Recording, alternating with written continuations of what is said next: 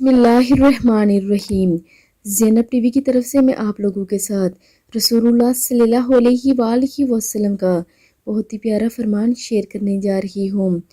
رسول اللہ صلی اللہ علیہ وآلہ وسلم نے فرمایا کہ قیامت والے دن آدمی لایا جائے گا اور آگ میں ڈال دیا جائے گا۔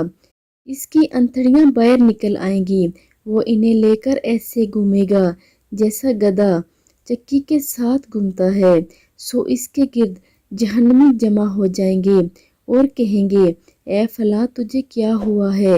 کیا تو نیکی کا حکم نہیں دیتا تھا اور برائی سے نہیں روکتا تھا؟ وہ کہے گا ہاں یقیناً میں وہی ہوں، لیکن میرا حال یہ رہا کہ میں لوگوں کو تو نیکی کا حکم دیتا تھا لیکن خود عمل نہیں کرتا تھا، اور دوسروں کو برائی سے روکتا تھا لیکن خود اس کا ارتکاب کرتا تھا۔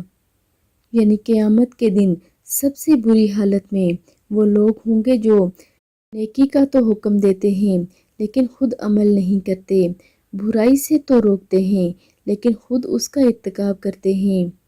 اللہ رب العزت ہمیں ایسی ہر ایک برائی سے بچائے، آمین ثم آمین۔